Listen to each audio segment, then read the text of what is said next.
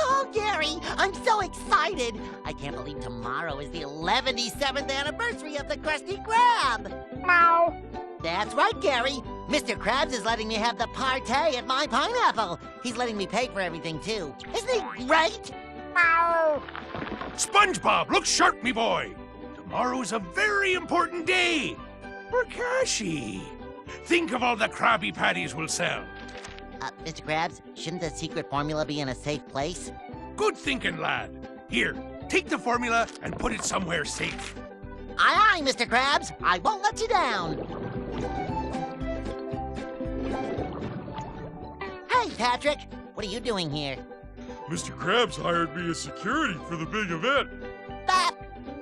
Oh no! Patrick! Where did I put the formula? I can't remember! Did you look in your pocket? It's not there!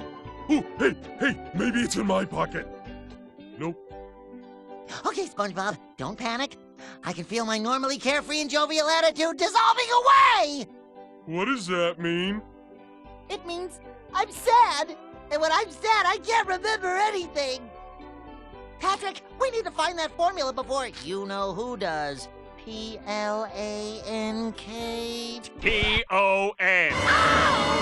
Plankton, how long have you been there? Long enough to know you're in big trouble.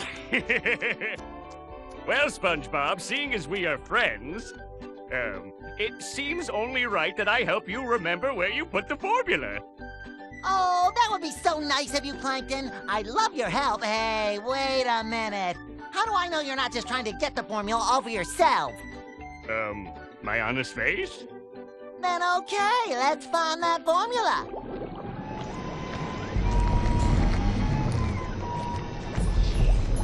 Okay, let's review, shall we? Step 1, strap sleeping SpongeBob into chair. Check. Step 2, shrink bots. Check. Step 3, do laundry. Insert bots into brain. Check. Step 4, turn on remote. Check and double check. Now, with this control, I'll guide my precious nanobots into the deepest recesses of SpongeBob's tiny mind, where I will extract from his memory banks the precise location of the Krabby Patty secret formula once and for all. It couldn't be easier.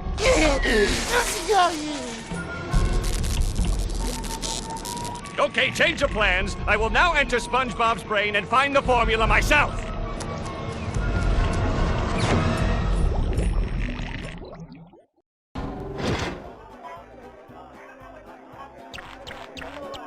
So let me get this straight. The only way you're going to remember where you put the formula is if you're happy. That's my key story. Seriously, SpongeBob, how hard can it be to make you happy? Oh, wait a second. Remember when we went jellyfishing? That made you happy. Wow, Patrick, I feel happier already. We've struck a memory gusher. Let's dig deeper. Oh! Hey, look at me! I'm jellyfishing! Here, little jellyfish, and get in my net! I don't remember all these robots when we were jellyfishing. Of course they were there. You probably just didn't notice them, what with all the fun you were having. Yeah, you're right, Plankton. We probably just didn't notice them.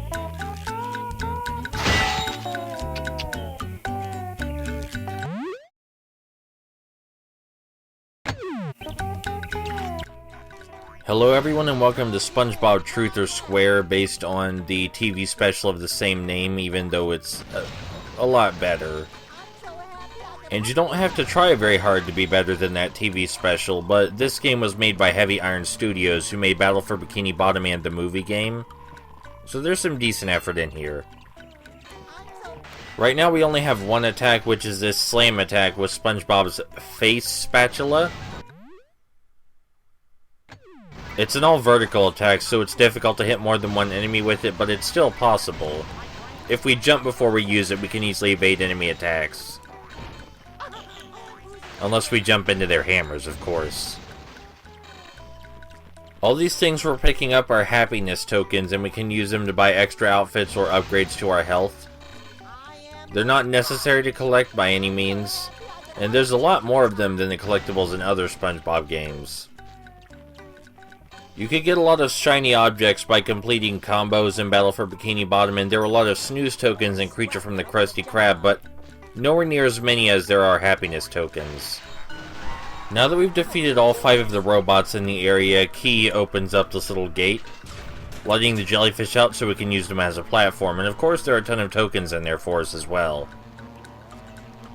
We're going to be letting a lot of jellyfish out so we can use them as platforms in this level. They are of course only in captivity in the first place because Plankton's robots went haywire.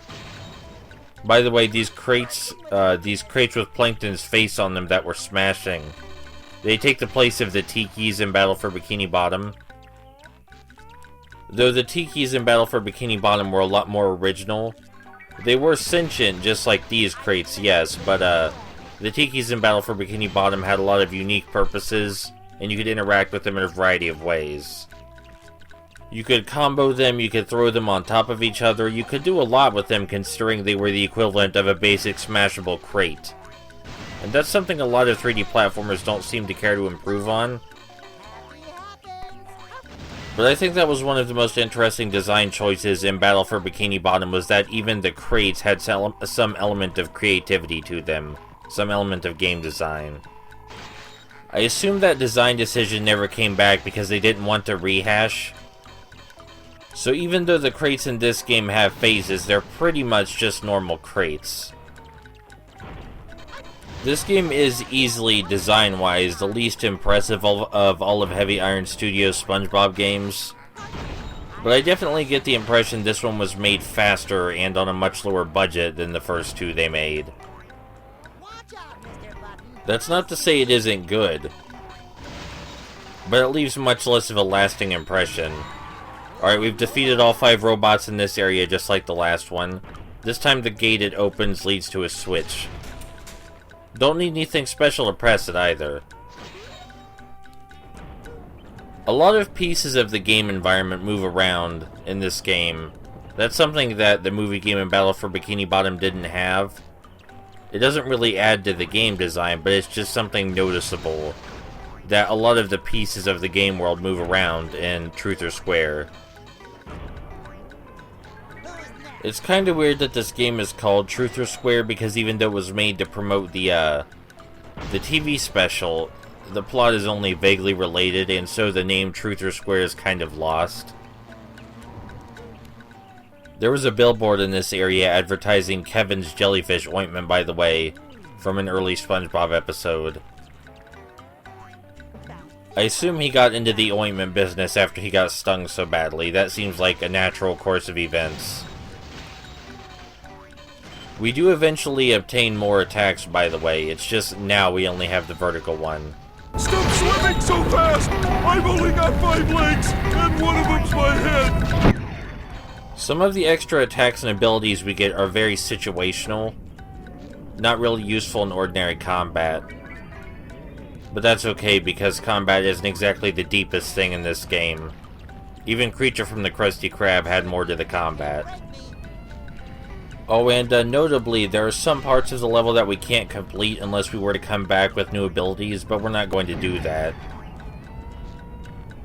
I'm not sure if these cannons that are firing can actually hit SpongeBob, but they never have done so while I was playing. So I'm going to bet that they cannot. There's some other collectibles in this game, like sleeping versions of Patrick that you can find around the levels, but none of them seem to really do anything but unlock stuff in SpongeBob's house. Oh, I am playing the Wii version of the game. You might have noticed by the button prompts that I am playing with the classic controller.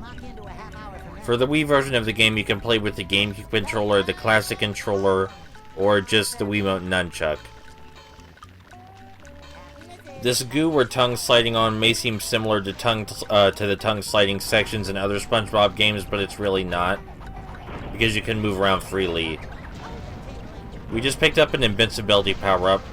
It lasts for a very short period of time. Not terribly useful unless you're really, really bad at the combat, which would be an impressive feat. SpongeBob does make an incredibly goofy face while it's active though, so that's something. Right, there's another one up here on top of a pile of Plankton's robotic crates. Speaking of Plankton, the second player can plug in a Wii Remote and use him as a playable character.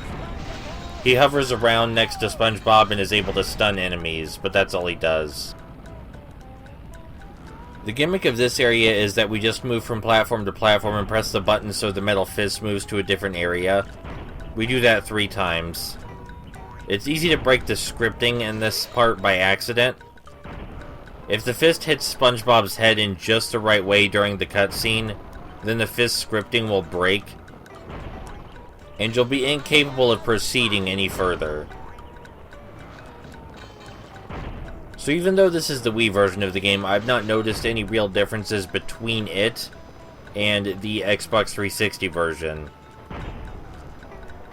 The PSP version seems to be the same game, but with a massive graphical downgrade. But hey, you know, if you want to play this game on the go, that's an option. I wouldn't say the game design and level length fits very well as a portable title, but considering the PlayStation Portable had a very excellent sleep mode, I think that can be forgiven. This game doesn't have a combo system, by the way, so even though killing 2 robots in one stroke is satisfying, it doesn't do anything special. These new friendly jellyfish platforms are going to lead us into the cavern section of the level, where we will get yet another new power-up. My least favorite in the game, not because of its functionality, but because of something it's bundled with. I do apologize, by the way, if SpongeBob's back seems excessively reflective to the sunlight in this level. There's not a lot I can do about that. I tried adjusting the contrast and brightness, but it just makes the whole game look very off. Alright, now we've got the strong SpongeBob power-up. This version of SpongeBob can break the stone well, not tikis, the stone faces, whatever you want to call them. And he can also, of course, destroy the robots much faster. The only downside to this power-up is that this music plays the whole time you have it, and the power-up doesn't go away naturally, it only goes away if you get hit. So theoretically, you could hear this song for the entire rest of the level. And that can get a little bit maddening. Now, the soundtrack in this game isn't great anyway, by any means. It's just recycled music from Battle for Bikini Bottom in the movie game. Presumably because they didn't have time to make a special soundtrack for this one. But the music for this particular power-up really starts to grate on you after a short period of time. And it doesn't help that the music that triggers when you use it overwrites even the boss music. Anyway, we had to get the strong SpongeBob power-up so we could press these buttons that free the jellyfish to create more platforms. As we're about to see after we hop across these guys, strong SpongeBob's strongness I say, strong SpongeBob's strength is not limited just to combat. While he's sliding around, he sticks his fists out, and we can even break stone tikis while we're sliding. This goop is jellyfish jelly, by the way, in case you're curious. It's not some weird junk, it's just normal jellyfish jelly. Now we just have to press this button over here and we can leave this area. I do like that each level is comprised of several small sections with their own gimmicks. Switching to a new section and thus a new gimmick every few minutes stops the level from getting very boring. It is a shame, though, that it seems this game is just trying to distract you from how the levels aren't nearly as creatively designed as Heavy Iron Studios' previous SpongeBob titles. When we fall down here, we actually get hit, so I need to go back and get that strong SpongeBob power-up, because there's a secret we want to look at, and then never look at another secret ever again. Like I was saying, it seems like Truth or Square is just trying to distract you from the fact that it's not nearly as entertaining as it could be. It's basically the most typical example of a solid 3D platformer I could think of. Right down to the power-ups and the different kinds of the different kinds of crates to smash. I think it's kind of a weird successor, in the same way that Creature from the Krusty Krab is also a weird successor in a different way. Creature from the Krusty Krab is way more creative than any other SpongeBob game, but it's at the cost of good game design in a lot of places. Now, Truth or Square is a lot less creative than Creature from the Krusty Krab, but it moves a lot faster. So even though there's a lot more ideas in Creature from the Krusty Krab, they drag on a lot longer. And the lack of game design makes that very apparent. At least with this game, the lack of substantial game design is kind of ignorable, because it switches gears on you just often enough. This power-up is a lot like the invincibility power-up, but way more destructive, much better at destroying enemies. There are a lot of these power-ups scattered around this area, so we'll just go and pick up a new one when this one runs out. Again, as I was saying, very little real game design here, but since it's different enough from what we just did, it's kind of easy to forget that. This is the final bit of the level, by the way. After this, we go back to SpongeBob's house, maybe buy something, and then go to the next level. And we do that 7 times. But they introduce new gimmicks and abilities each level, so it's just entertaining enough to keep going on. So much fun! This sea star made you sea stars! That's funny!